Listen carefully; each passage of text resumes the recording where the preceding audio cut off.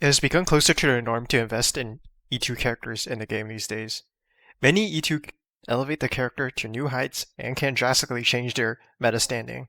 Some characters are a lot worse than other characters at E0, but the gap may widen and narrow with E2. So here, not only do I want to talk about the best E2, but also address how E2 can be a game changer for certain characters. I'll not discuss deeply about E1, like E1 Aglaya, since they're fundamentally different from E2. After all, E2 is 2 extra costs, and E1 is only 1 extra cost. So we'll talk about every single characters, as those below T1 are generally not meta enough to be worth talking about, and I won't really discuss about standard characters as well.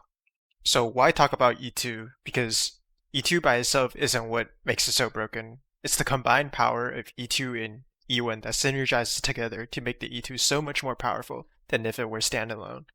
Most are choosing to talk about E2 since it's more realistic for a player to invest in a single E2 team rather than wail for E6.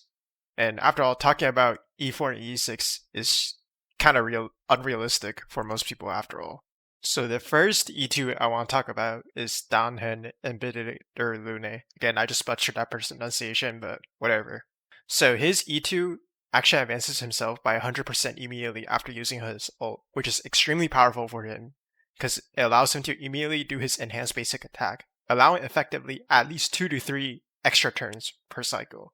His E1 also increases his stack and stacks faster. It's just a generic damage boost. It's alright. Obviously, in this day and age, he's pretty mid due to his poor multipliers, but at the time, his E2 was pretty powerful. And allowing him to take more turns was truly a game changer because it pushed him beyond his contemporaries who had much worse Eidolons. So of course, Broken E2 is not complete without mentioning the infamous Akron. Her E1 gives her 80% crit rate, and her E2 reduces her Nihility Trace requirement and allows her to stack faster. At the time, it was a pretty significant boost since you could run single Nihility while buffing her damage more with another Harmony character. However, the E2 right now is arguably just alright. The problem with this E2 is that at the moment, even at E0 on her best team, having one Nihility is more worth over using 2, assuming you're using more than Axe Blade. In fact, even right before More Than Axe Blade was released, most E0 Akron teams were already running single Nihility anyways, because the Harmony buffs were just better. So I no longer consider her E2 to be game changing, as the original reasons for why it was so good is not as applicable anymore. So I'm going to briefly talk about the best E2s at the moment, and that includes Silverwolf, level 999, Sparksy, Finon, Firefly, Evernight, Herda, and Fei Xiao. So there are other E2 that maybe serve noteworthy as well, but these are the ones that I think are particularly worth mentioning. So Silverwolf basically ults sooner, gains an extra turn per ult, and deals more damage just in general. Sparksy gives team-wide res pen, increases her own crit damage, and gains an extra turn every AHA instant. Finon gains speed, crit damage, res pen, and extra turns. Firefly becomes SP neutral, dev shreds, and gains extra turns as well. Evernight becomes much stronger in single target scenarios, stacks faster, and has faster uptime. Herda enter combats immediately with an enhanced skill, stacks faster, and takes more turn as her enhanced skill now action advances herself. Fei Xiao deals more ult damage and also charges her ult faster. So I'm gonna talk about some supports as well, such as Fugue, Tingyun, Cyrene, Mornax Blade, Sparkle, and Dahlia. So Tingyun increases break damage and basically allows her to have a built-in DDD while having a much higher ER. Cyrene charges her ult faster and gives even greater true damage buffs, which solves her ult charging issues. She has an E0. Blade gives Respen, increases his infinite fury state, buzz follow-up and ult damage, and does follow-up attacks more often. Sparkle increases her own speed, buffs attacks, and offers Death Shred. Dahlia increases team-wide break damage, immediately debuffs, and also gives Respen. There are also sustains, but I don't think they're that worth mentioning besides Hyacinth. So her E1 increases max HP, gives more healing, and her E2 increases speed.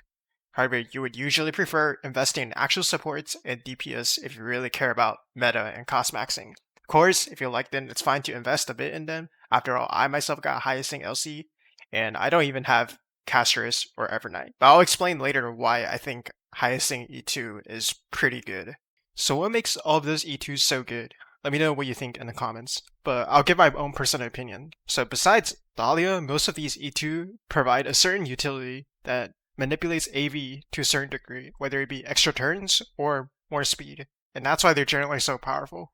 Blade doesn't exactly manipulate AV, but longer ult uptime and less stack requirement means he can ult spam more, resulting in overall higher damage and more follow-up attacks, which is pretty insane, and this also translates to more Acheron and Fei Xiao ults. So being able to proc extra turns and increase AV is just too powerful. This is why DDD is considered such a good light cone. More turns is almost always better than strictly more damage. Obviously, the res pen and better buffs are great too, but the real power lies in being able to do more turns, in my humble opinion. Furthermore, some of these Eidolons can affect how you build a team or character, which in most cases actually make it easier. For example, Fei Xiao will prefer attack boots after E2 because her E2 lets her span ults much faster, so it's better to prioritize attack. Also, you should be using the Eagle set on Fei Xiao at all levels of investment. By the way, Valor's is not that good on her actually. This is a major reason why her E2 is so strong. More Ego action advance means more turn and more ults down the line. Tingyun can use ERRO for more ult span, and more DDD actions, meaning more Firefly turns or Rappa, Boot Hill, whatever you're using. Sparkle Speed Blood means you can build less speed and prioritize more CD, while still maintaining the breakpoint. Or in some cases, you can build her even faster, so she can reach the 200 speed breakpoint.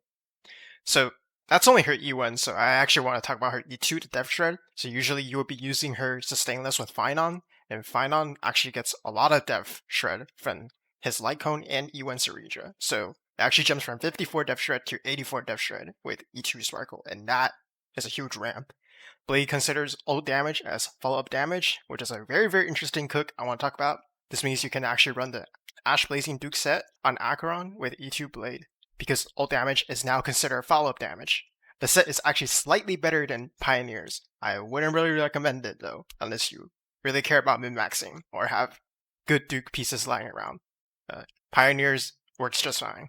The E2 also makes playing them drastically easier, or synergizes well with their E1. Firefly being SP neutral means you can SP spam more with her supports, which translates to faster Dahlia and Tingyun ults. Without the SP neutral effect, her E1 should become an SP black hole, and the E2 won't be nearly as good as it is right now. This sort of trickle-down effect can matter more if you also have E2 on her supports, since she can break more bars, which means more Tian ults and more actions per cycle. Siring faster ult charges also means more My Day Godslayers and Anaxa double skill. More Anaxa skill means more Sarija parrages and more skill synthesis overall. Similarly, E2 Sparkseed together with E2 Silverwolf can chain a lot of damage together to reach even further higher damage ceiling and have a much stronger AHA instant, since both of their E2 gains an extra turn.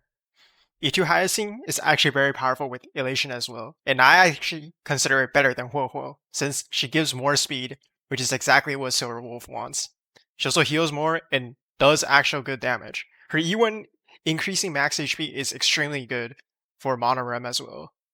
E2 Finon synergizes well with his E1 since his E2 gives him extra turns, allowing him to ramp up his E1 speed buff much faster, so translates to, again, more turns overall.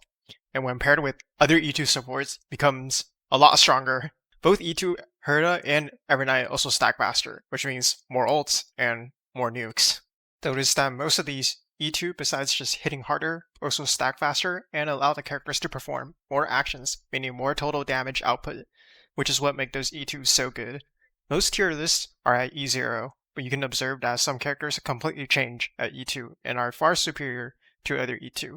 In fact, some of these characters are arguably not even that amazing at E0, but completely change the game at E2.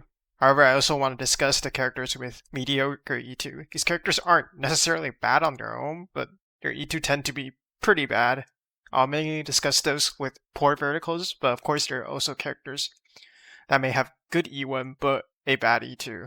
Unfortunately, the first notable DPS I want to talk about is Anaxa. Anaxa is a powerhouse for sure on his own at E0, but it's almost never worth it to invest in his Eidolons before getting Eidolons on his support. Even in Sustainless, you'd rather get Eidolons on Robin or Rame or something if you're not using him with RMC.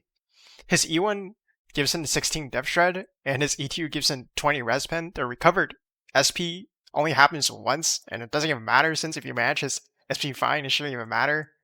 The weakness implant is fine, but it's just a non-issue since he gets his ult easily anyways. After all, this is the curse of Al-Haytham. He looks like Al-Haytham, has the same color scheme, and just like him, he has mid-eidolons, or constellations, whatever you want to call it, because Al-Haytham got some pretty bad constellations. Boot Hill suffers the same fate, as he is an early break DPS. His own eidolons do boost him a little bit, but it's like very pathetically little. Does a little bit of depth shred and a little bit more break effect, but it's just worse than break support eidolons. I mean, Fugue E1 literally gives weakness break efficiency, which is much better than this. There's not a lot of strong incentive in investing in Boot Hill's eidolons at all. Kind of beating a dead horse here, but Argenti eidolons are also very bad. He's still viable in pure fiction now if you know what you're doing, but you're better off just getting eidolons on his support over his own.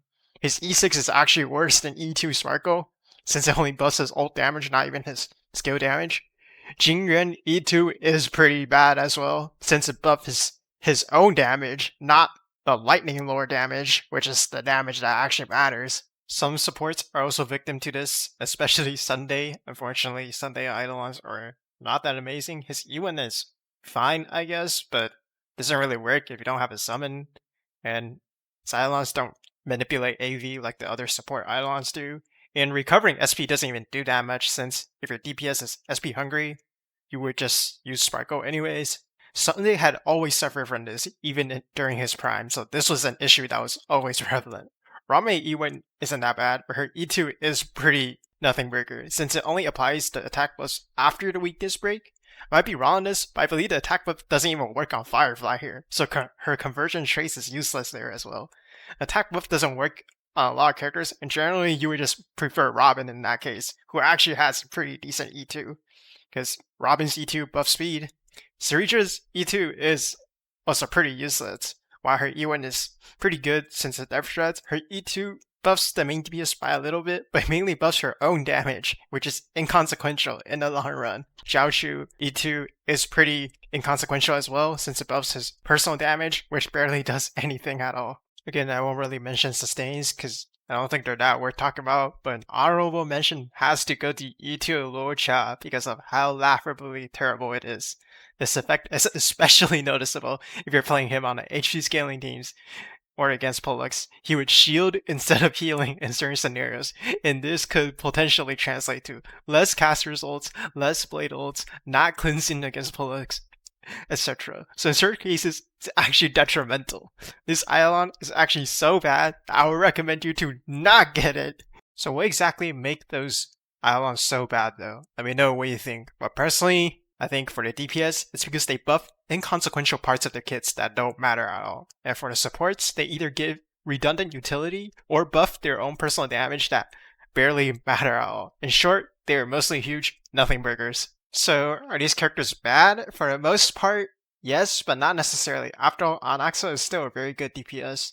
It's just in general, it's not worth investing in their islands at all. It's better to just invest in their supports first before even investing in their own islands. As for supports like Sunday, they're not bad, they're just not particularly game-changing at all. Of course, we can hope they receive Nova Flares in the future to fix these awful E2, but it just means their longevity will be significantly worse than those who actually have good eidolons. What is the takeaway from this though? So all E2 are not equal. Even though some characters are better at E0, some are significantly better at E2. This can change drastically on both a character's longevity and potential. Yes, I said potential. There are some characters I didn't mention, and that's just because I think their E2 aren't super broken, but their E2 isn't like super bad as well. They just have decent eidolons that aren't super game breaking. They're alright. Of course, there are also those with very good E1 that I'll probably make a separate video on. In general, DPS with good E2 are more self-reliant and can still perform quite well even if their supports are weaker, or if their team are missing some key pieces. Supports with good E2 tend to have better team longevity in general as well. This can be seen with Phynon, where when paired with Sparkle, Sarija, and E2 Siren can become an absolute powerhouse, since all of them except Sarija have powerful E2. RRM is the same with a strong Siren and Evernight. This means that investing in these teams will generally allow them to potentially last longer. We can in fact see this in effect as how dominant E2 Evernight and E2 Phynon are in Anomaly Arbitration. Learning and knowing how to properly invest and team build is a huge part of endgame and general gameplay. And sometimes the E2 is the backbone of these set teams, and if you're dedicated enough, it's quite reasonably possible to invest in at least one E2 team. Anyways, if you found this entertaining, be sure to like and subscribe if you want to see more Star Rail related content.